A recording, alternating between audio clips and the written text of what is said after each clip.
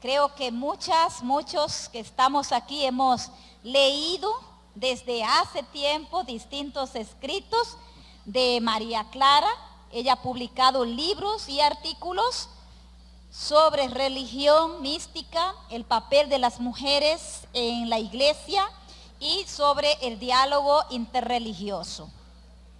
En esta tarde vamos a tener esta iluminación, esta conferencia en el marco de este Congreso de los Clamores de los Pobres y de la Tierra. Nos interpelan a 50 años de Medellín, y un elemento muy importante son los resortes, las raíces que alimentan nuestra vida. La mística, que es la columna vertebral de nuestras opciones, de nuestra misión y nuestro compromiso liberador.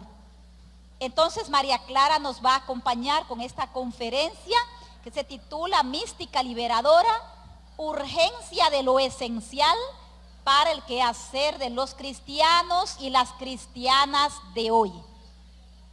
Recibámosla con un fuerte aplauso.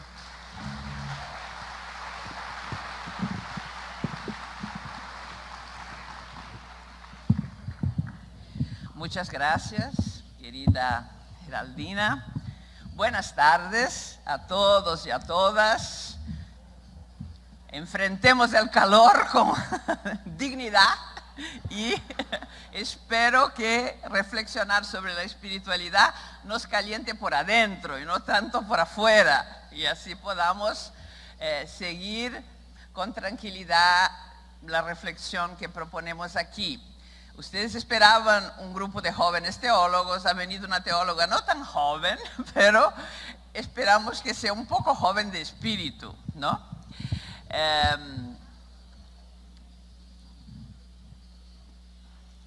La recepción del Concilio Vaticano II en América Latina se dio oficialmente en la segunda conferencia del Episcopado Latinoamericano en Medellín, Colombia, en 1968. Ya hemos hablado harto de esto aquí. En esta conferencia, donde los obispos se reunieron para reflexionar sobre la implementación del concilio en este continente, la Iglesia concibió un nuevo horizonte en su autocomprensión y en su acción pastoral. Dejaba de mirar hacia adentro y volvía su atención para la realidad en la cual estaba inmersa y situada. Todo este giro de, en lugar de mirar para adentro, mirar para afuera, de ser una iglesia en salida, ya en ese momento, aunque no hubiera la expresión del Papa Francisco sido públicamente propuesta, todo ese giro fue demandando una nueva teología, nuevas directrices pastorales y la necesidad de un nuevo estilo de espiritualidad. Vamos entonces a ver aquí los contornos de esa espiritualidad que ya se hace presente en Medellín y que a lo largo de esos 50 años ha seguido inspirando e iluminando el camino de la Iglesia latinoamericana. A partir de 1968, con la Conferencia de Medellín, la Iglesia empezó a hacer cambios importantes en su configuración y estrategia pastoral. La más importante, a mi entender, de la cual derivan todas las demás, ha sido la percepción de que fe y justicia son inseparables. Ya desde la Biblia, no inventamos eso nosotros. Ya en la Biblia está presente ese binomio, fe y justicia. Y que la urgencia pastoral mayor es una atención privilegiada al mundo de los pobres. La opción preferencial por los pobres va a configurar entonces todo el modo de proceder de esa iglesia y ser el centro de una nueva teología, llamada la teología de la liberación. Esa opción por los pobres no deriva ni se centra en una opción por el marxismo, por el materialismo, el dialéctico, sino en una espiritualidad. El centro de esa opción es una espiritualidad, una mística, la mística del encuentro con el Señor en el rostro de los pobres. Ese es el punto de partida de todo el pensar teológico que se dio en América Latina desde 1968. Desde ese encuentro con el Señor en el rostro de los pobres, que transformó vidas y dio vuelcos importantes en la historia religiosa del continente, emergieron nuevas comunidades eclesiales formadas por personas que vivían al margen del progreso, pero que entonces pasaron a ser el centro de atención de la iglesia.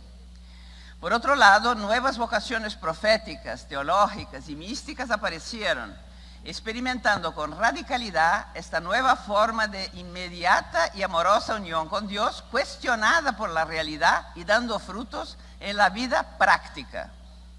Quizás el teólogo latinoamericano que mejor ha descrito esa mística latinoamericana sea John Sobrino, que todos ustedes conocen, que reflexiona sobre el perfil de una santidad política. Según Sobrino, la mística siempre presupone apertura y obediencia al deseo de Dios, personalmente sentido y experimentado. En un contexto de pobreza, opresión e injusticia, el deseo primero de Dios es que las mayorías pobres puedan vivir. Siendo mística, la experiencia de ver eso, de sentir eso, no puede dejar de ser una experiencia de amor trascendente e inefable. Sin embargo, está direccionada hacia un objetivo práctico, político, cual sea la transformación de la realidad. Y en ese movimiento, que es un círculo virtuoso de amor, lo místico y lo político no entran en conflicto, sino que conviven armónicamente y eficientemente. Por eso, tal mística implica en una mirada honesta hacia la realidad desfigurada, teniendo en sí mismo entrañas de misericordia que permitan moverse y conmoverse frente al dolor inmenso e injusto de las mayorías oprimidas. El teólogo alemán Johann Baptist Metz dirá que hay que ser místicos de ojos abiertos al mundo para percibir sus desafíos, sufrimientos y conflictos. En esa clave, la espiritualidad, la mística ya no será solamente o aún principalmente el recogimiento en los claustros de las órdenes contemplativas, con todo respeto por ellas, ¿no? Retiradas del mundo, pero será antes una actitud alerta, vigilante, con ojos bien abiertos para ver, leer, entender, asimilar la realidad y transformarla según el Espíritu de Dios. Se trata de una forma, un estilo concreto de vivir con radicalidad el Evangelio, una manera precisa de vivir delante del Señor en solidaridad con todos los seres humanos, sobre todo los más vulnerables y sufrientes. Así lo entenderán los mayores teólogos latinoamericanos. Además de John Sobrino, tenemos Gustavo Gutiérrez con su bellísimo libro Beber en su propio pozo y tantos más. La mística en América Latina y Caribe, por lo tanto, en este último medio siglo que hemos vivido después del Concilio Vaticano II y de Medellín, ha podido encontrar su origen y su ambiente en la interpelación hecha por la pobreza y el dolor del otro y por la compasión que eso origina. Todo este movimiento no es solamente ético y político, sino también místico, o mejor, es místico porque ético y viceversa, es ético porque místico. Una vez que en la revelación bíblica y en el cristianismo ambas cosas no se disocian. Además, esa mística requiere alguna efectividad. Es amor proporcional a la muerte que se quiere erradicar y la manera de vivir que los pobres desean y merecen alcanzar. Se trata, por lo tanto, de un amor direccionado a personas, a individuos, pero sobre todo a un colectivo, las grandes mayorías pobres cuya situación se pretende transformar desde adentro. La mística de la liberación quiere entonces no solamente prestar asistencia a los pobres, sino también compartir sus condiciones de vida, vivir con y como ellos en alguna proporción o radicalmente, ayudándolos a ser los verdaderos artesanos de su misma liberación. Esa espiritualidad conectada a la ética y a la política requiere además una ascesis específica. La teología clásica analizaba la ascesis, la mística, ¿no? La ascesis está adentro del proceso místico de la experiencia de Dios. Es hecha de kenosis y desposesión de sí mismo, mientras se inicia el proceso de asumir el mundo de la pobreza y de los pobres. Además, requiere valor para denunciar proféticamente las injusticias y soportar las persecuciones que seguramente acompañan a aquellos y aquellas que se ponen del lado de las víctimas. Permanecer en el amor en esa situación significa entonces resistir a la persecución sin abandonar ni la causa que se defiende ni la actitud de amor esperanzado. La desesperación no combina con la mística. Como dice Frei Betto, el gran amigo Frei Betto, dejemos el pesimismo para días mejores. Hay que tener siempre esperanza. Presupone la existencia de un amor fundamental. El ejercicio de la fortaleza cristiana es una virtud, la fortaleza cristiana, y un testimonio notable de fe que pueden convertirse, y de hecho se han convertido muchas veces aquí en América Latina, en martirio por la justicia y la caridad. Estamos en una tierra de mártires que todos saben perfectamente lo que eso quiere decir. Esa mística conectada a la política da testimonio de la santidad y la justicia de Dios en su forma encarnada. Se trata de Dios como misterio santo que baja y renuncia a sí mismo a fin de cargar con la salvación humana. Ya no hay simetrías en esa experiencia de Dios. Una vez que el Dios que se acerca y se deja experimentar es parcial. Aunque su amor alcance a todos, tiene Dios una preferencia, un amor preferencial por los pobres y oprimidos. Por eso se compara muchas veces el amor de Dios al amor de una madre. ¿Cuál es el hijo preferido de la madre? Es el menor hasta que crezca, es el enfermo hasta que sane, es el que está lejos hasta que vuelva. ¿Cuál era el hijo preferido del Padre misericordioso de Lucas 15? No es que el hijo menor fuera el preferido, pero él era el que estaba lejos, era el que se había perdido y que estaba volviendo. Tenía que recibir un tratamiento de súper acogida. Así es el amor de Dios para con los pobres. Después de Jesús, entonces, esa es la verdadera mística cristiana. Acercarse a los pobres a fin de participar en su liberación y compartir su destino en la cruz de Jesús y luchar para bajarlos de la cruz. Llamado a vivir esa mística, ¿cuál es entonces el rol del teólogo, el papel del teólogo? Por un lado, es llamado a cultivar y mantener viva la memoria subversiva de las víctimas, a fin de hacerlas de nuevo activas en la historia.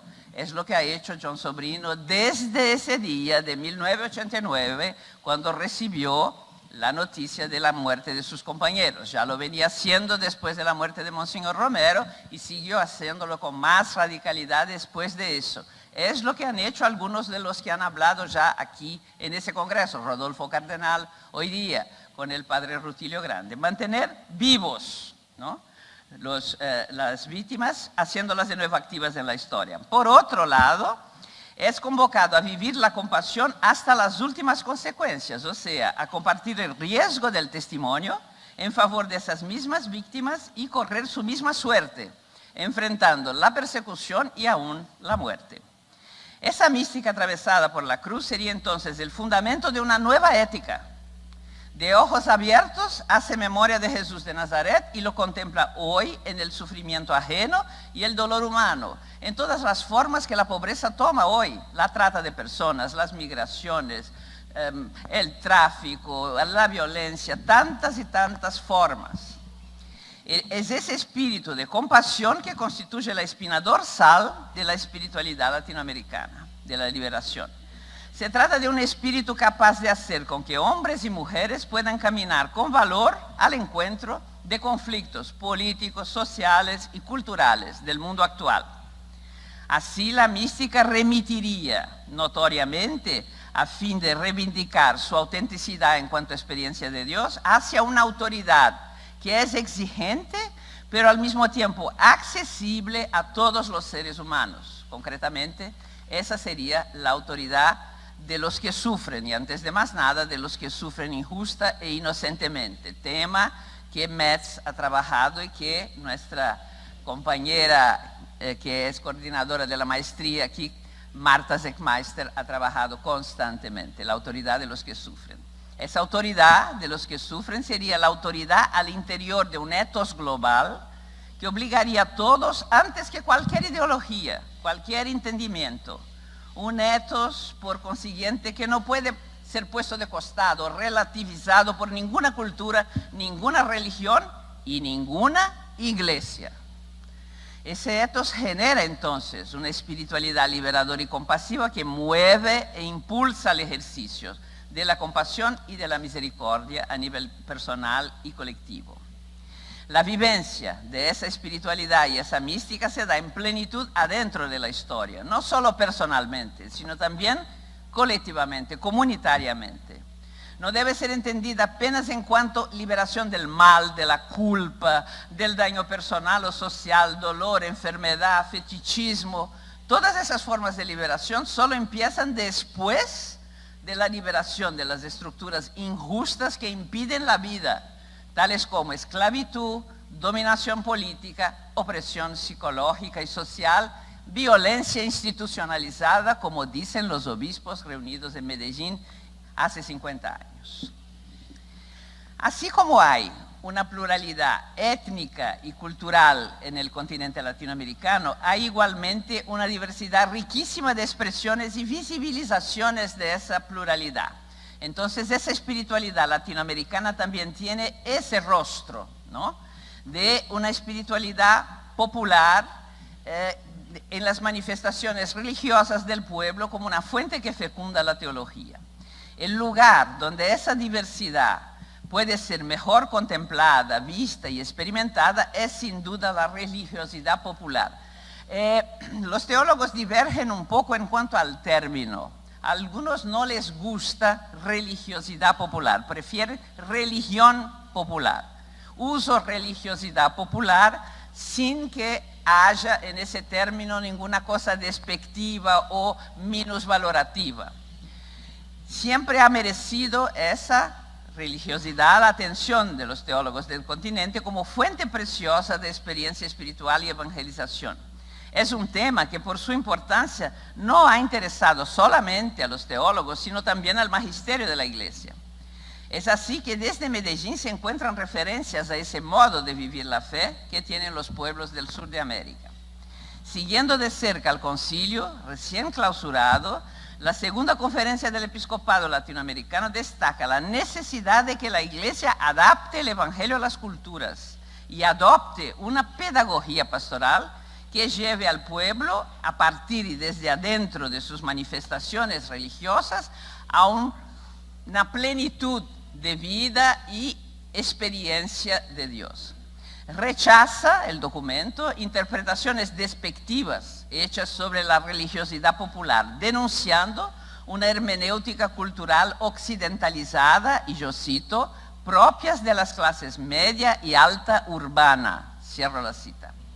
Además, el documento pone de relieve las expresiones de esa religiosidad: votos, promesas, peregrinaciones, sacramentos, resaltando que allí se encuentran virtudes auténticamente cristianas. A pesar de eso, el documento alerta en contra prácticas que serían como magias y supersticiones que no se pueden identificar con la fe cristiana en su plenitud. No se había desarrollado todavía tanto en 1968 el diálogo interreligioso y ese de aprender con la religión del otro como lo que vivimos hoy. En suma, para Medellín, la religiosidad popular muestra balbuceos de una auténtica religiosidad cargando en sí las semillas del verbo, expresión cara al concilio. En Puebla, 11 años después, el tema de la cultura parece como elemento constitutivo de la opción por los pobres. Ahí convergirán los inicios de la teología de la liberación, que conoció gran florecimiento en muchos países nuestros, como Brasil, Perú, México, Colombia, y de lo que sería la teología del pueblo, que se limitó más a Argentina. Mientras la primera trabajaba con la mediación hermenéutica interpretativa de las ciencias sociales, la segunda seguía un método más histórico-cultural. Pero ambas las teologías nunca se opusieron la una a la otra, siempre crecieron juntas. Y según el padre Juan Carlos Canone, gran conocedor del tema, yo lo cito, en América Latina, al menos de facto, coinciden, la opción por los pobres y por la cultura. Cierro la cita. Siendo la religión el núcleo de la cultura de un pueblo, la experiencia religiosa y espiritual, vivida sobre todo por los más pobres y sencillos, es el repositorio del tesoro de los valores y símbolos de esa cultura expresada religiosamente. Puebla, por lo tanto, da gran relevancia a la sabiduría popular, que relaciona la religión del pueblo con el conocimiento sapiencial de sabiduría que sitúa y confirma el conocimiento científico. Entiende y sitúa la religiosidad popular adentro del contexto de una de sus más importantes opciones pastorales, la evangelización de la cultura. Va a decir Ciro Bianchi, de Argentina, que con la evolución de ese proceso, las manifestaciones de la religión popular ya no son solamente semillas del verbo, sino frutos del evangelio. No son solo semillas, una promesa que va a crecer, pero ya frutos maduros y nacidos del evangelio. Más aún, son fuerza activamente evangelizadora y más aún autoevangelizadora. Y el documento de Puebla la conecta con la lucha por la liberación, afirmando que, cito, la religiosidad del pueblo latinoamericano se convierte muchas veces en un clamor por una verdadera liberación. Y considera aún que la piedad popular tiene como protagonistas verdaderos los pobres. En Santo Domingo, en 1992, la palabra inculturación va a tener preeminencia en el documento de conclusiones, que por su vez declara que se puede encontrar en la religión popular el, yo cito, proceso de mestizaje, que es conjunción de lo perenne cristiano con lo propio de América. Cierro la cita. Pues juntamente con las expresiones religiosas emergen los valores, criterios, conductas y actitudes que nacen del dogma católico y constituyen la sabiduría y la matriz cultural del pueblo del continente. En el documento de Aparecida, en 2007, esa cuestión va a adquirir más madurez y consistencia. Aparecen en el documento de la Quinta Conferencia las expresiones espiritualidad popular y mística popular, además de piedad popular, que predomina en el apartado que trata del tema, a pesar de que en el resto del documento predomine lo tradicional religiosidad popular. Es un avance eso, de llamar espiritualidad popular, mística popular y no solamente religiosidad.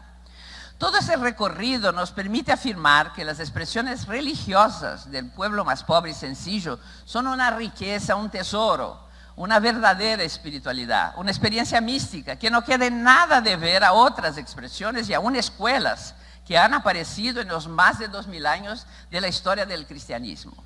Víctor Manuel Fernández, obispo auxiliar de Buenos Aires, no, era obispo auxiliar, en ese momento es obispo de La Plata, y uno de los peritos que trabajó en Aparecida, precisamente en esta sección del documento, en entrevista concedida a Enrique Ciro Bianchi, declara, yo cito, la piedad popular tiene todo lo que hoy se pide a un cristiano madurado por la gracia: fe, eclesialidad, celebración, misión, oración personal, etc. Cierro la cita.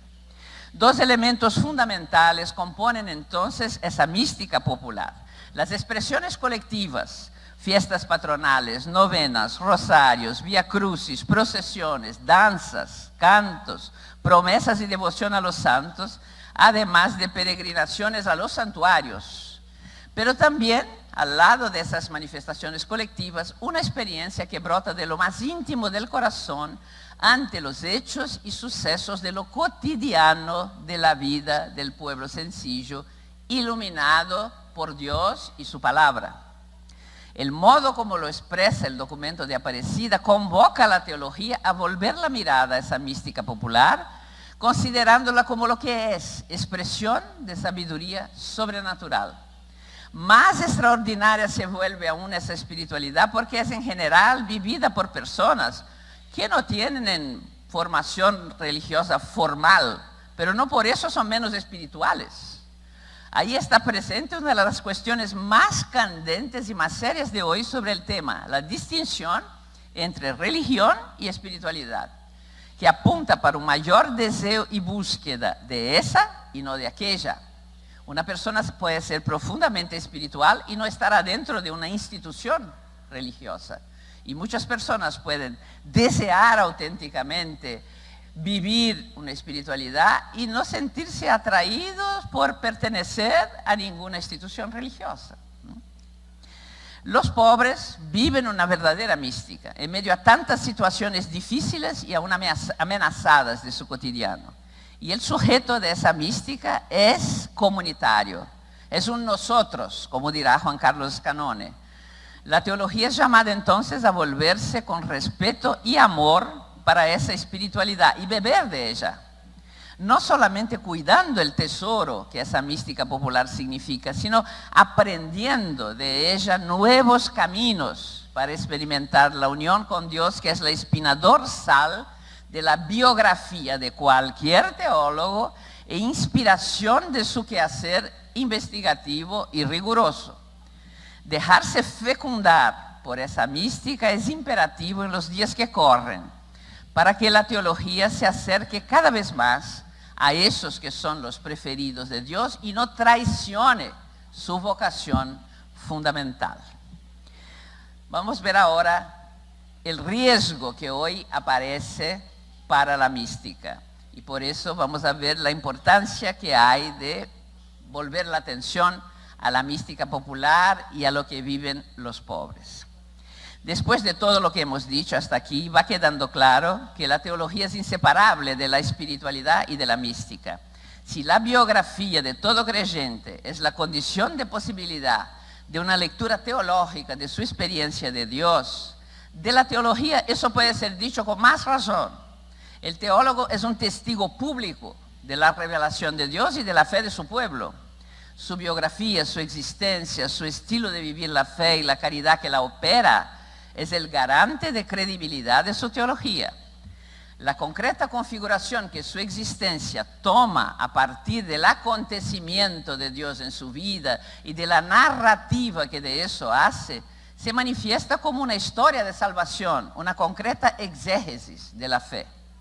Así, el pensamiento teológico no se ocupa de Dios en cuanto objeto externo, sino que es Dios en persona que se impone y comunica al pensamiento humano en los éxtasis de una existencia informada e inspirada por la fe. Como muy apropiadamente dice Gustavo Gutiérrez, yo cito, lo que viene después es la teología y no el teólogo. Cierro la cita. De acuerdo a esa clave de comprensión, el teólogo o la teóloga deberá ser alguien comprometido existencialmente con la reflexión y el discurso que elabora, un intérprete de los testigos cuya vida él o ella lee y narra. En el caso de la teología latinoamericana ha sido así desde los comienzos en Medellín, cuando tantos teólogos han hecho la opción por los pobres hasta el punto de salir de sus espacios normales de trabajo, como seminarios, conventos, casas de formación, a fin de insertarse en medio de los pobres, compartiendo con ellos su vida, sus necesidades y proyectos. Por esa razón es posible decir que hablar de un primero y un segundo momentos en el acto de hacer teología es no solamente una cuestión de metodología teológica, sino una cuestión de estilo de vida. Es una manera de vivir la propia fe. Y en última instancia, un problema de espiritualidad. Dirá Gustavo Gutiérrez, nuestra metodología es nuestra espiritualidad. Eso subraya aún más un gran desafío que se plantea para la teología latinoamericana hoy día, esa teología que piensa a partir de su espiritualidad. La necesidad urgente de una lúcida y vigorosa crítica delante del fenómeno observable hoy en muchas iglesias cristianas, aún en cierta medida en las históricas, del retorno triunfante del espiritualismo carismático. Con plena conciencia que aún adentro de este hay más de una corriente, no se puede juntar a todas las manifestaciones de ese neopentecostalismo en una misma clasificación, el desafío sigue teniendo pertinencia, me parece. Y más preocupante aún se pone debido a su rápido crecimiento precisamente en los países más pobres del mundo, incluidos ahí los latinoamericanos. Según el teólogo jesuita español radicado en Brasil, recientemente fallecido, Ulpiano Vázquez Moro, yo cito, el espiritualismo así configurado es una malformación de la espiritualidad que convierte en imposible cualquier relación con la teología. Siendo multifacético, en las entrañas de todo espiritualismo se esconde una aversión por la condición humana, una desesperación que empuja a desertar la realidad del mundo y a no muy largo plazo la realidad de la Iglesia, aspirando otra condición. Sin embargo, esa ansiedad escatológica no nace de la misericordia, sino del rechazo. Y ahí está la razón por la cual esa especie de espiritualismo no es una mística, no puede ser llamada de espiritualidad, y tampoco está apta o deseosa de articularse honestamente con cualquier teología cristiana viva. Tampoco con las teologías que emergen de la realidad y se encargan de sus desafíos y clamores. Aún así, estratégicamente algunas veces usa la máscara de la ortodoxia, de la fidelidad a la doctrina, pero es esa teología y esa espiritualidad y esa manifestación esencialmente gnóstica. Padece de una desarticulación teológica que revela su distancia y una casi alergia a la mistagogía cristiana como ha sido recibida por la tradición.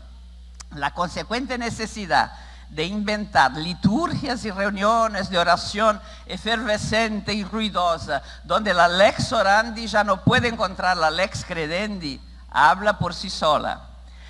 Se ve patentemente un deseo de evasión que yace en el fondo de su nebulosa identidad y que configura eso como un escape o una alienación de toda situación de compromiso con otro ser humano.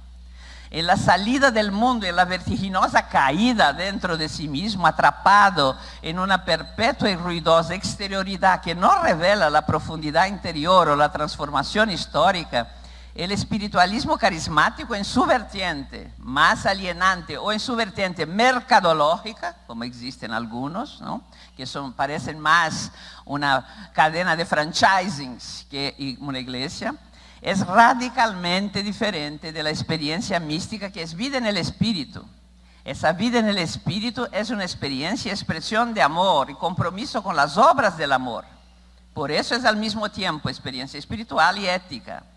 Además, y quizás sobre todo, hay un fruto perverso de ese espiritualismo carismático del que aquí hacemos crítica, que es el trasfondo denominado teología de la prosperidad, también llamada Evangelio de la Prosperidad o Evangelio del Éxito.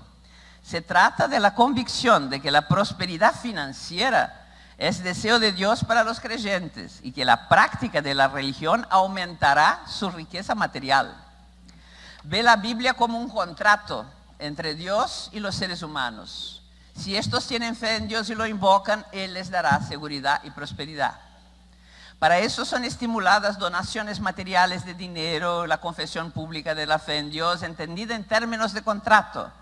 La pobreza en esa visión es considerada como una maldición que puede ser interrumpida por la fe y los buenos actos. Se trata de un pensamiento teológico que enseña que Dios recompensa la fe con bendiciones financieras. Lamentablemente, la teología de la prosperidad se ha convertido en muy popular en muchos países, en el mío, mucho, donde las dificultades de la vida han llevado a muchas personas a encontrar consolación en la idea de que Dios recompensa a los que le son fieles materialmente. Básicamente, esta teología sostiene ser legítimo desear ser rico y asume las consecuencias de eso. A pesar de no constituir la totalidad o aún la mayoría de las iglesias pentecostales o aún neopentecostales, ese espiritualismo desviado se extendió bastante en países como Brasil y otros en América Latina.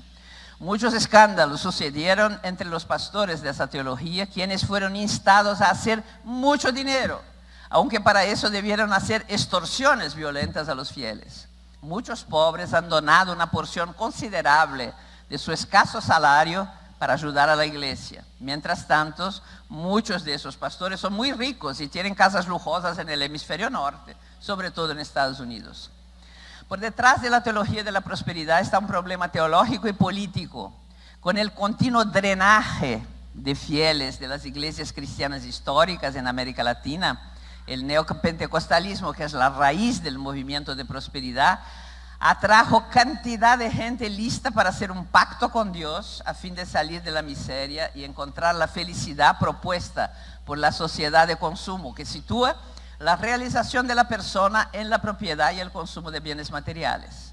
Hoy, en América Latina, la teología de la prosperidad no es apenas un sistema de creencia, sino que se convirtió en una especie de cultura en la cual mucha gente vive y crea hechos políticos, debido a que aliena a las personas y las hace desconectar creencia y compromiso, fe y práctica, pertenencia religiosa e inserción transformativa en la polis, en la realidad.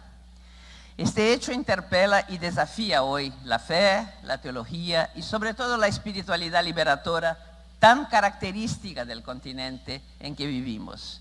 Y además de eso, confirma las intuiciones principales de la teología de la liberación durante los años 70. No es factible pensar la religión y la fe, sobre todo en un contexto de desigualdad e injusticia, sin una estrecha conexión con los derechos humanos de justicia y de paz.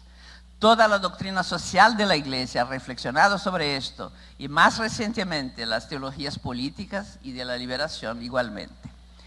El cuadro descrito arriba nos hace percibir cuán importante es para la teología latinoamericana en este momento de su historia asociar siempre más su pensamiento y su discurso con la experiencia espiritual que le da fuerza y vida. Vivir a fondo la opción por los pobres, acompañar el pueblo en sus deseos, dolores y alegrías, encontrar su inspiración y su agenda en la experiencia y en las luchas de los desheredados del progreso. Eso es indispensable para humildemente intentar ayudar a que esos mismos que son las víctimas y el descarte de la sociedad en que vivimos no caigan en las manos traicioneras de representantes no autorizados de una prosperidad y una euforia inauténticas y atravesadas de provisoriedad y superficialidad. La teología ha nacido como hermenéutica, interpretación de la santidad, santidad del Padre, del Hijo y del Espíritu Santo, manifestada en la humanidad que es llamada a participar en esa santidad.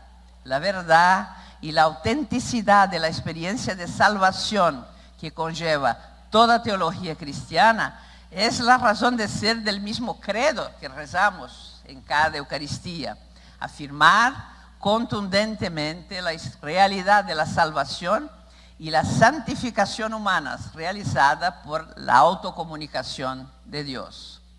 La teología cristiana, diferente de la de los filósofos griegos, no puede darse sin la experiencia antropológica que denominamos espiritual.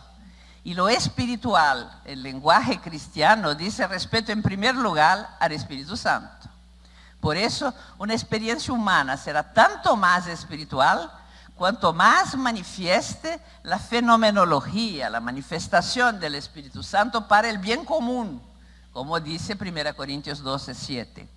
Aquello que caracteriza la espiritualidad cristiana no es la sublimidad inmaterial, porque el Espíritu no se opone al mundo, sino que lo vivifica desde adentro. No huye del mundo, sino que baja por sobre las realidades para santificarlas. No se refugia en lo intimismo, sino que abre el interior para expandirse y dilatarlo.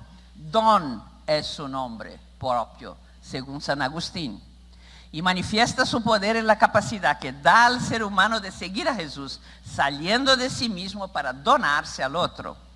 En ese sentido, la experiencia espiritual toma la forma de la experiencia ética. Su dirección es hacia el amor, la compasión, la misericordia, y no en primer lugar al conocimiento de la belleza o a la verdad. No significa esto que la belleza o la verdad sean secundarias, sino que deben ser segundas en relación al amor que es inseparablemente amor a Dios y amor al otro. Como dice la inmortal frase de Nikolai Berdyaev, yo cito, el pan para mí es una cuestión material, el pan para mi prójimo es una cuestión espiritual. Cerro la cita. La experiencia espiritual es, por lo tanto, una experiencia de éxodo, de salida, de tránsito, una experiencia pascual. En palabras de San Ignacio de Loyola, maestro de la comunidad que administra esta universidad, la espiritualidad consiste en 3 éxodos: salir del propio amor, del propio querer, del propio interés. Aún para el mismo santo, el criterio último del discernimiento espiritual consiste en el hecho de mirar más la necesidad de los demás que mi propio deseo. Por eso, esa misma espiritualidad no es un tratado, una provincia, una sección o un área de la teología como pueden ser la fundamental, la sistemática, la moral. Es al revés la manera de la misma teología ser cristiana. Es la manera por la cual los contenidos teológicos no corren el riesgo de transformarse en contenidos ideológicos, ajenos a la experiencia humana fundamental, que es la salida de sí al encuentro del otro, o sea, el amor. Por eso, la necesaria y fundamental relación entre ortodoxia y ortopraxis, promovida y pensada por Metz en los años 70 en América Latina por la teología de la liberación, con todas sus corrientes, no es solamente un imperativo proveniente de aquello que nuestra época puede considerar como políticamente correcto, sino que es la expresión misma de la condición del cristiano, que es por definición un testigo. ¿Qué es el cristiano? Un testigo. Todos, laicos, religiosos, sacerdotes, obispos, ¿verdad? ¿Qué define el cristiano? El testimonio. De ahí la necesidad de hacer una teología, en la expresión del querido y entrañable John Sobrino, no tanto de textos, sino de testigos. Y la identidad del teólogo, que es inseparable de su biografía y de su estilo de vivir la fe. En ese intento, los testigos, que son los teólogos, estarán íntima y fuertemente implicados, ya que dar testimonio supone un envolvimiento personal con lo que es atestado. La experiencia vital de haber experimentado aquello de que habla, de llevar para siempre en su cuerpo y en su vida las marcas del mismo Jesús, es la prueba y la garantía de la autenticidad de la teología pensada y transmitida. En ese proceso, los teólogos que son testigos experimentarán su fragilidad, a pesar de contar siempre con el amparo del Espíritu Consolador. Experimentar el misterio santo de Dios en la provisionalidad y la pecaminosidad de la historia es, por lo tanto, un éxodo, pero también un éxtasis permanente en dirección a la alteridad de Dios que inspira, mueve, llena de gozo hacia la alteridad y hacia la alteridad del prójimo, sobre todo de aquel que padece injusticia, persecución y vulnerabilidad de cualquier especie. Desde ese continente, donde la pobreza todavía es, quizás más que nunca, una triste realidad, donde la injusticia y la violencia cuentan sus víctimas a cada día, donde las discriminaciones de todo tipo, de género, raza, etnia, siguen sucediendo de forma cruel, donde la madre tierra es maltratada y agredida, poniendo a riesgo toda la creación, no es posible vivir una mística que sea fruición impune de las delicias y maravillas de los misterios eternos. Se trata, primero que nada, de un envío al mundo, asumiendo la propia responsabilidad con respeto a aquellos y aquellas que desde el seno de una realidad desfigurada e injusta, claman por justicia y compasión. Si la palabra mística encuentra su raíz en otra palabra, misterio, y si experiencia mística significa experiencia de intimidad con el misterio, se trata no solamente del misterio que brilla en la realidad al mismo tiempo en que la trasciende, es también un misterio de responsabilidad en el cual unos son responsables por otros, experimentando en su carne las consecuencias y el peso de un mal que quizás no han practicado y que son gratuitamente hechos cooperadores de la economía de una redención que no han inventado y a la cual no presiden. Si la mística es unión con el misterio divino, para el cristianismo y para muchas otras religiones, seguramente ese divino no se encuentra fuera de las cosas de este mundo.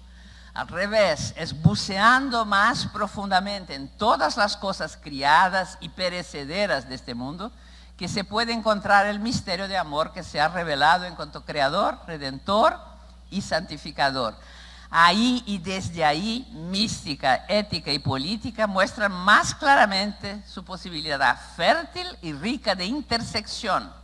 Pues, una vez que Dios, el sujeto mayor de la mística, se deja encontrar en todas las cosas, si en el mundo, este mundo tal como es posible experimentar su presencia inefable, entonces la acción humana en este mundo está definitivamente consagrada y es parte integral de la esfera de lo divino.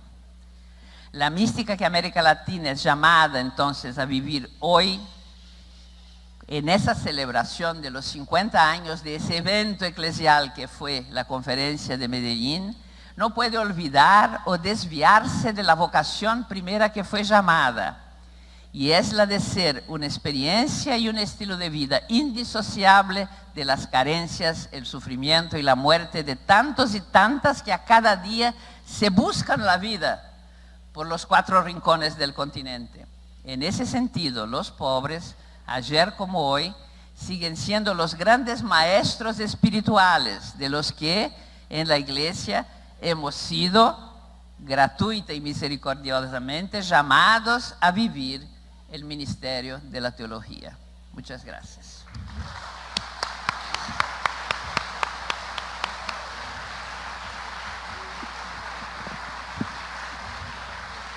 Muchas gracias. Muchas gracias, María Clara. Tenemos ahora un tiempo para aportes, reacciones, preguntas. Los compañeros y compañeras jóvenes que están por aquí están con micrófono para ayudarnos en esto.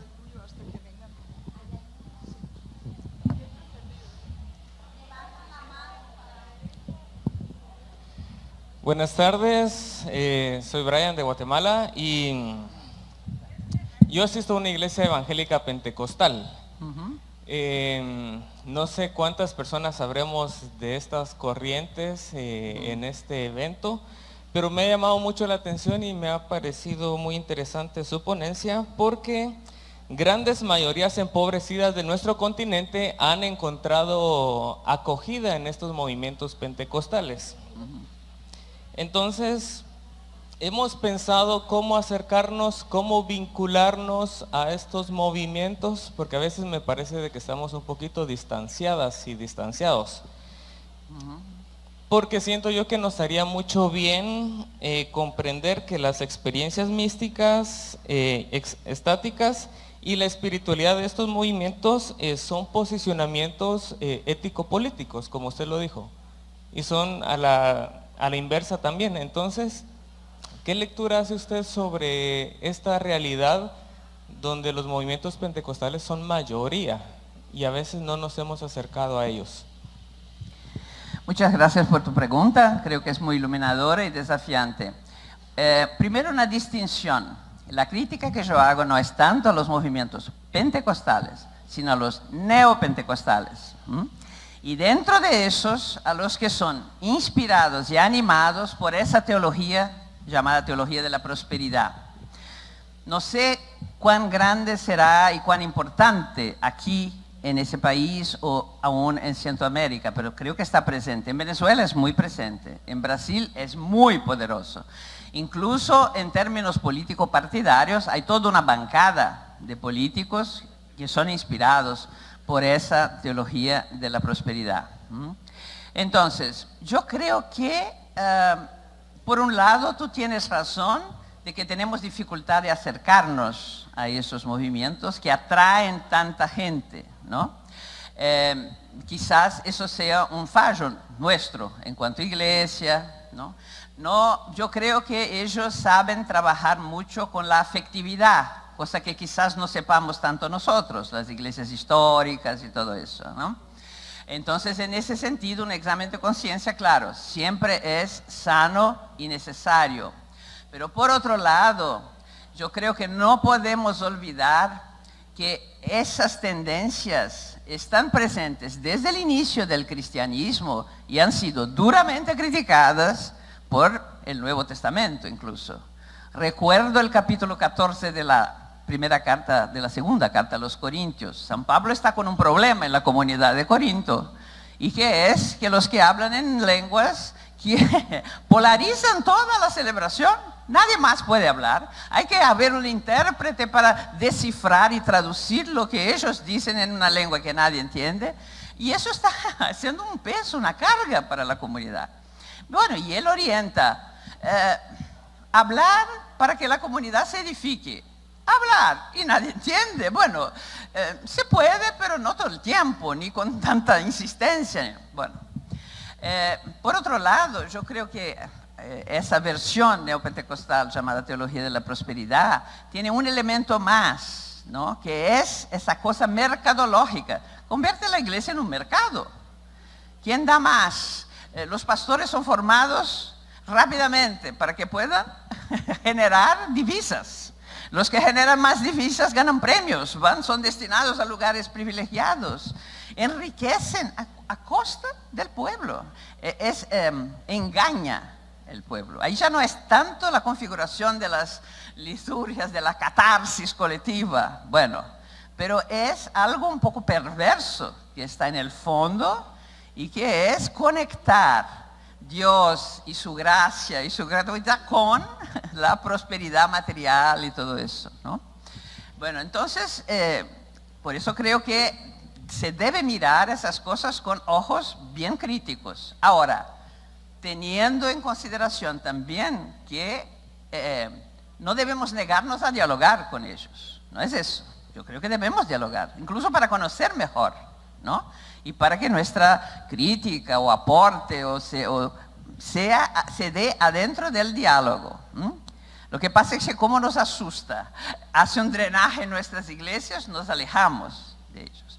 Pero esas iglesias y esas propuestas son incluso muy poco ecuménicas, muy poco dispuestas al diálogo. En Brasil es una verdadera guerra que traban contra las religiones afro-brasileras. Queman terreros, destruyen terreros. Es horrible, ¿no?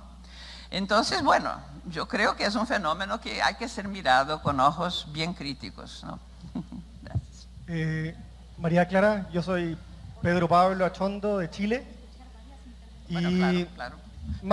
Perdón. Sí, hola. Me llamo Sí. Más que una pregunta, yo en realidad quiero darte las gracias porque celebrando los 50 años de Medellín, todavía podemos estar pensando mucho en los obispos, ¿no? Hemos hecho mucha memoria agradecida de los obispos y yo en ti escucho otra cosa completamente diferente, ¿no? Mucho más libre, mucho más osada, de mucha apertura. Entonces yo nada más quiero darte las gracias. Creo que hasta ahora arrasaste, ha sido de las mejores ponencias, sinceramente, de otra perspectiva, y yo creo que eso nos viene mucho bien. Tu libertad, tu mística es la que este encuentro debería generar, ¿ah? Y no a veces una nostalgia de aquella jerarquía que hoy día se derrumba, por lo menos en Chile, quizás en otros lugares de América Latina también, pero no, bueno, eso, simplemente te quiero dar las gracias porque realmente es una mirada novedosa, osada y profética.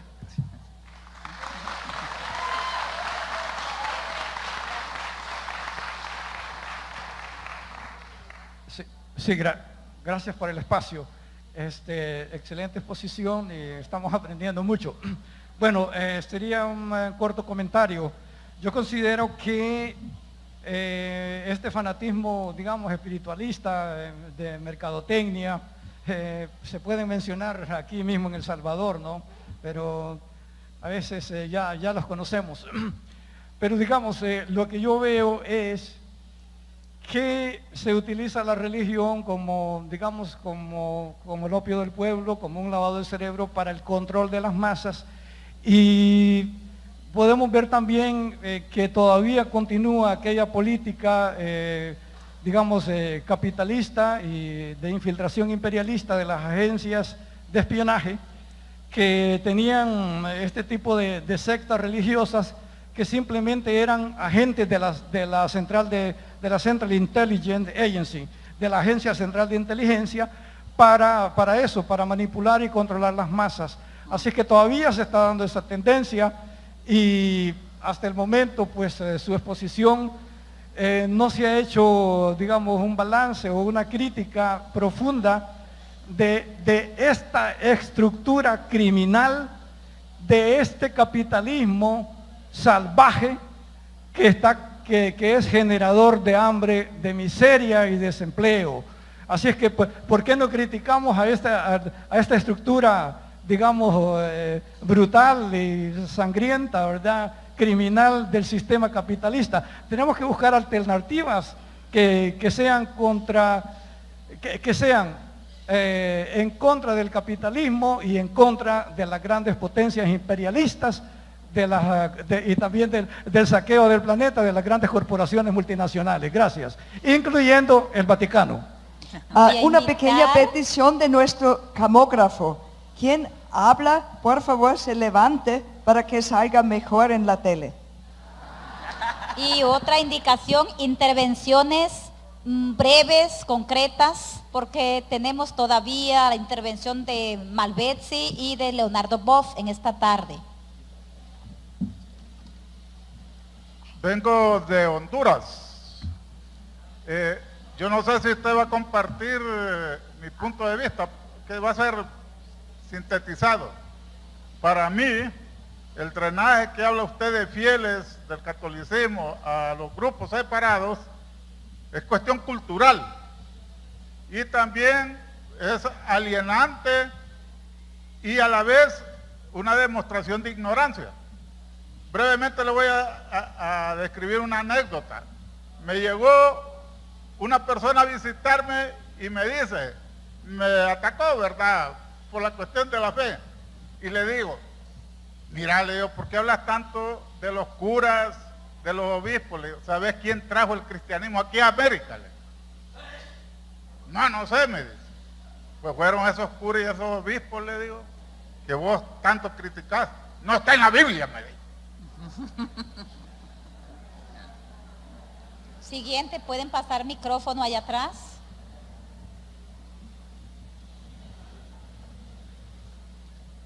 Muchas gracias por la exposición. He sentido que había términos muy... perdón. ¿Quién está hablando? Allá, perdón, gracias. Muchas gracias por la exposición. Felipe del Perú. Quería decir que me habían sugerido varios temas, concretamente encarnación, historia, pero también vulnerabilidad. Pero quería preguntarle si las referencias constantes, por ejemplo en Laudato Si, de Francisco a la corporeidad, también tienen que ver. Gracias.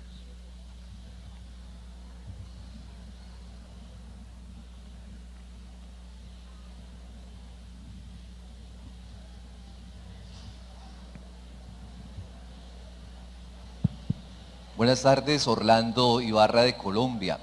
Muchísimas gracias por su conferencia. Yo quería preguntar a propósito de ese problema de la teología de la prosperidad, si estamos volviendo a un problema clásico dentro de la teología cristiana, que enfrentó en este caso San Agustín, por ejemplo, con todo el tema del gnosticismo, si detrás de esa teología de la prosperidad hay una forma de neomaniqueísmo, por ejemplo, si todo ese híbrido de sincretismo espiritual, de hedonismo espiritual, de nueva era, como se le podría llamar, siendo muy respetuosos obviamente del diálogo interreligioso en el que hemos crecido tanto, pero detectando ese problema del subjetivismo espiritual, donde tal vez podemos correr el riesgo incluso desde la misma teología. ¿No será que estamos volviendo otra vez a ese problema clásico ya de la teología que enfrentaron algunos padres como Agustín? Muchas gracias.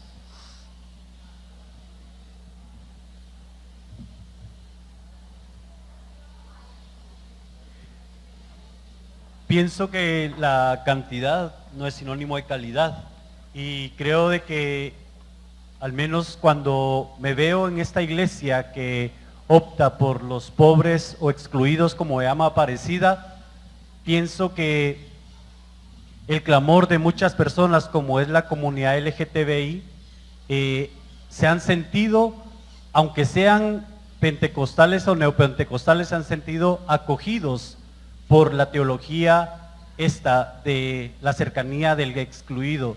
Entonces a mí con eso me hace como celebrar lo que dice textualmente el Evangelio: hay más fiesta en el cielo por uno que se sienta acogido que por 99 que estén dando su diezmo.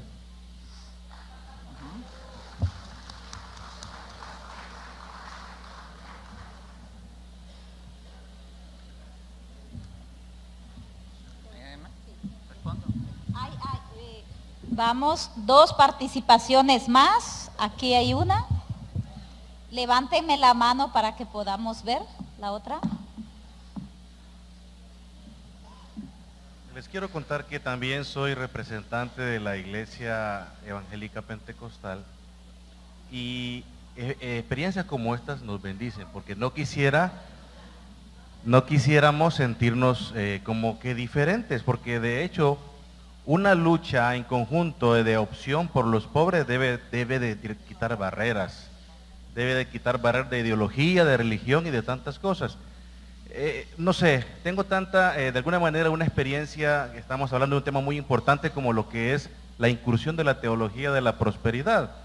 Y lo que dijo mi compañero Brian acá también es muy importante, la cercanía que tengamos, el diálogo que tengamos, el acercamiento, nos va a ayudar muchísimo, porque créanme, he estado en alguna experiencia donde dice que tal vez la teología de la prosperidad mira a la teología de la liberación como una estrategia o como algunas cositas que podrían ser en contra del Evangelio. Y ahora estoy escuchando también lo que dice que la teología de la prosperidad podría ser, de hecho, es una desviación teológica. Ahora, es interesante que cuando hay una cercanía, cuando hay un diálogo, podemos ver que de alguna manera las personas, al entender las Sagradas Escrituras de una u de otra perspectiva, si encontramos el camino de Jesús, del diálogo, de encontrar algunas deficiencias entre un aspecto y otro para ayudarnos mutuamente, incluso podemos empezar a tirar barreras como decirnos hermanos separados o cosas por el estilo, que no nos ayudan en nada, sino que nos impiden tener esa unidad para un solo fin, el ayudar al que necesita, como dijo la expositora en esta tarde muy especial, y me encantó mucho eso, el amor, la santidad, dar la vida, vivir con ellos, recibir o redimir a otras personas. Eso solo lo lograremos si nos unimos verdaderamente, botamos barreras y seguimos adelante en esta opción por Jesús. Gracias. Hablo ahora como Marta y no como organizadora. Y estamos viviendo en la maestría de teología una experiencia muy fuerte. Tenemos alumnos católicos y alumnos pentecostales. Y esto nos enriquece mucho, ayuda mucho de bajar los prejuicios. Mi experiencia después de estos años, hay de todo en la iglesia católica y hay de todo en la iglesia evangélica.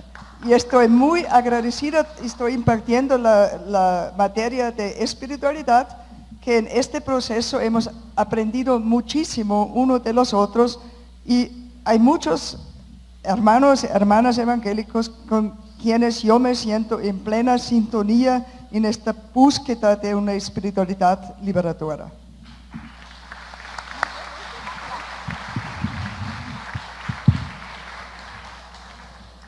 Muchas gracias por sus aportes, comentarios, cuestiones. Comento brevemente, ¿no? Al compañero chileno, que por el acento ya veo que es chileno, muchas gracias. Quizás esa manía que tengamos las mujeres de ser más bien prácticas y aterrizadas, ¿no? Por eso, bueno, mi discurso le pareció diferente de los discursos más oficiales y tal. Creo que eso pasó cuando los laicos y las mujeres empezamos a hacer teología, ¿no? Eso se debe mucho al camino abierto por el concilio, por Medellín. Detrás de ti, 2 filas detrás, está mi compañero, que es colega de la misma institución, César Kuzma, que ha trabajado mucho la cuestión de los laicos y tal.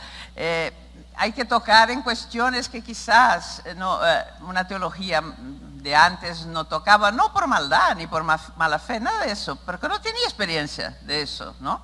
Yo dando curso, por ejemplo, en el Centro Loyola, ahí cerca de la universidad, era la noche, la gente venía cansada del trabajo, de todo el día. Había una señora, una mujer que era abogada y madre de familia y tal, Y ella decía, cuando yo vengo no consigo tomar nota porque estoy tan cansada. Si me permites grabar tus clases, yo le permití. Después venía y decía, cuando voy al supermercado pongo, y eligiendo tomates, plátanos y todo, es que escucho la clase y la asimilo. Es una experiencia que solo una ama de casa puede tener, no sé.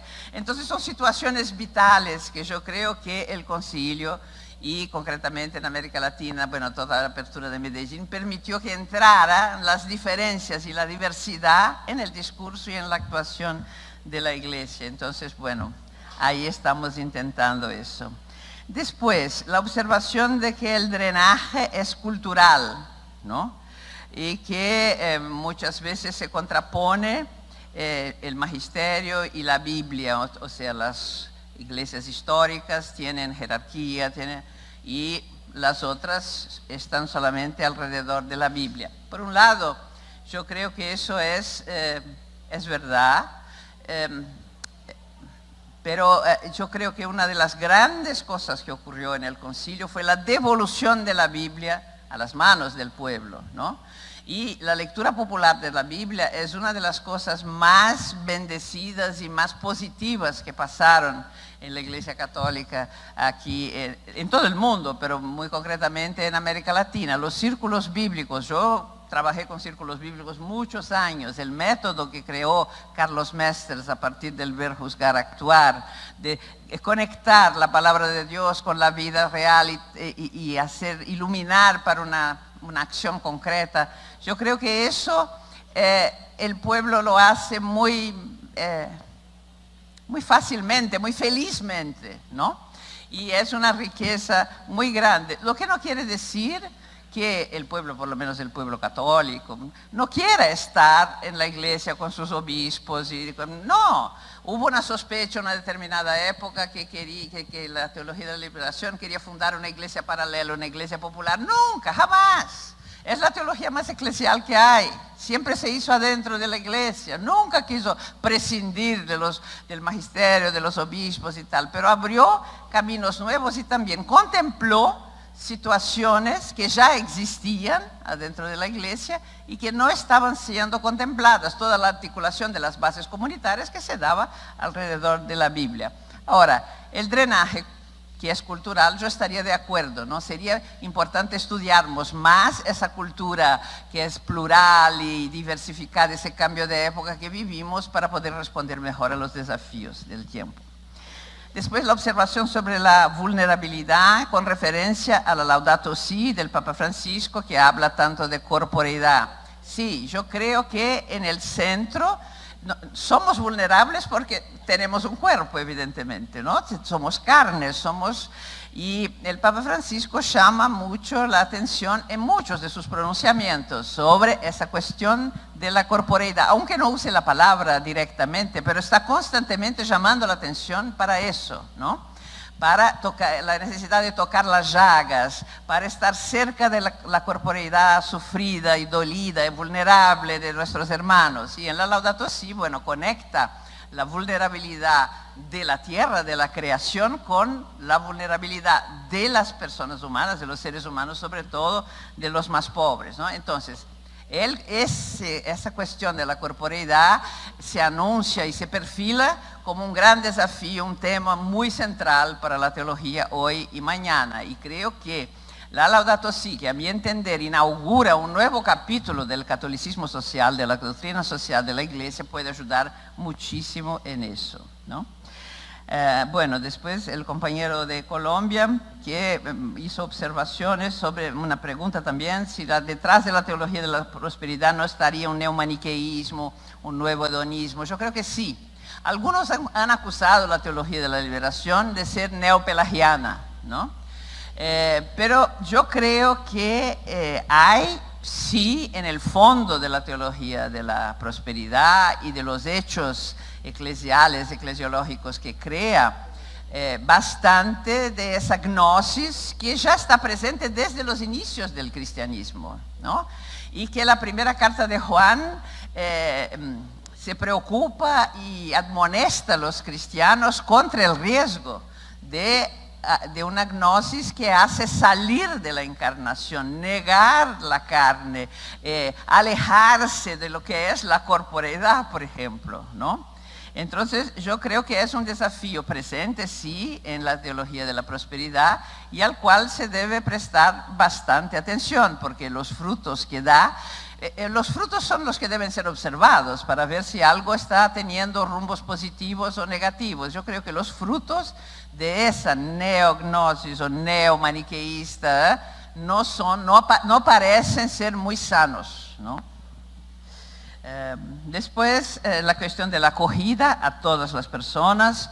No hay que confundir cantidad con calidad, y la acogida a los LGBT. Bueno, yo creo que la teología de la liberación y en su primera, segunda, tercera generación siempre fueron pioneros de esa acogida a todos los tipos de personas, ¿no? Entonces, yo creo que eso debe ser una marca de la Iglesia de Jesucristo.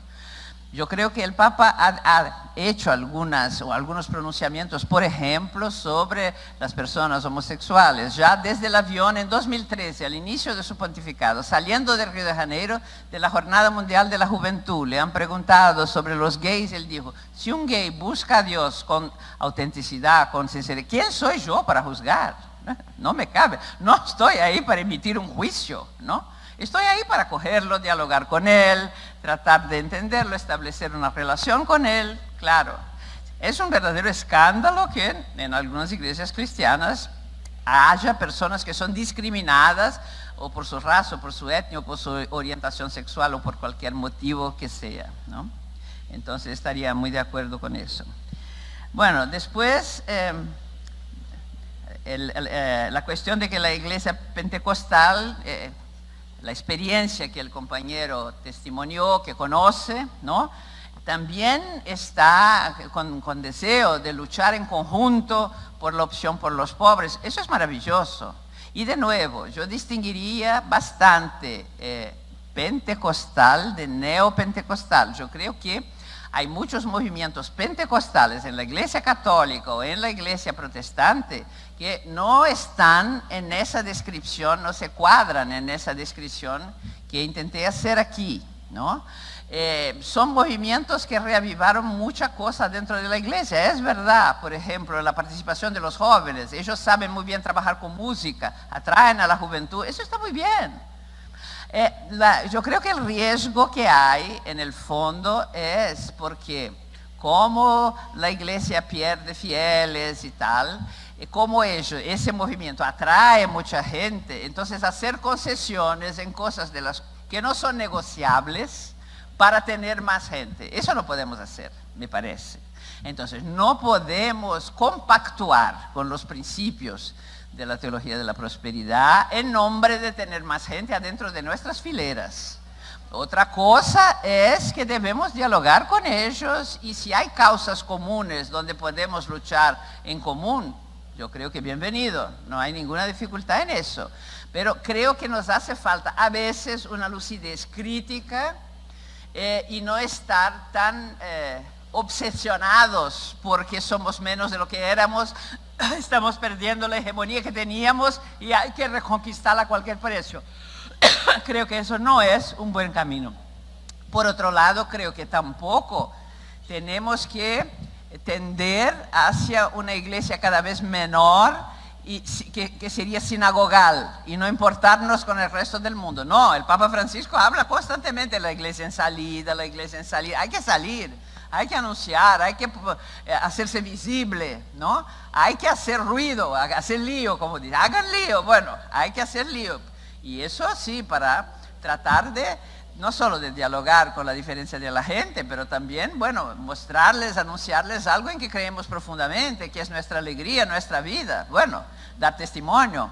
Eso sí se debe hacer. Y si en ese diálogo encontramos puntos que nos unen y que nos permiten luchar juntos, muy bien, no hay ninguna dificultad. Y es verdad que ya se acusó a la teología de la liberación de usar la religión y la teología como estrategia política. Es verdad. Yo creo que esa sospecha está barrida del campo eclesial. Debería estar, por lo menos, porque el Papa Benedicto XVI, que es la figura más insospecha del mundo, en Aparecida, en el discurso de apertura, la conferencia de Aparecida, dijo textualmente: la opción por los pobres es teológica y cristológica. Bueno, entonces creo que no hay ya dificultad con eso. Que las ambigüedades humanas puedan aparecer en todo lo que hacemos los seres humanos, eso es verdad, en todo lo que hacemos, aun cuando intentemos tener la mayor pureza de intención, puede infiltrarse una ambigüedad. Y si se ha infiltrado alguna vez en alguna práctica de los adeptos de la teología de la liberación, bueno, pero nunca ha sido la intención de la teología de la liberación de manipular conciencias con estrategias políticas menores, ¿no? Eso yo podría decir. Entonces, bueno, con relación a la teología de la prosperidad, el análisis que hacemos es el análisis sobre hechos que vemos, ¿no? Pero yo creo que la disposición al diálogo siempre debe estar abierta. Y finalmente, el testimonio de Marta, yo creo que es muy positivo. Y yo también, en nuestra universidad, en la PUC de Río, sobre todo en el nivel de posgrado, tenemos muchísimos alumnos protestantes, muchísimos. Son una riqueza para nosotros. Y antes eran más de las iglesias históricas. De unos años para acá empiezan a entrar de la Asamblea de Dios, de corte pentecostal. Y son muy bienvenidos, son excelentes alumnos, muy empeñados, la mayoría de ellos. Y para ellos es todo un descubrimiento estudiar la teología ahí, en una institución católica. Y para nosotros es un enriquecimiento muy grande estar en diálogo y en contacto con ellos. Entonces, es verdad, la Iglesia de Dios tiene lugar y cabida para mucho, para casi todo. Bueno, solo no tiene cabida para manipulaciones que no son muy honestas, eso no.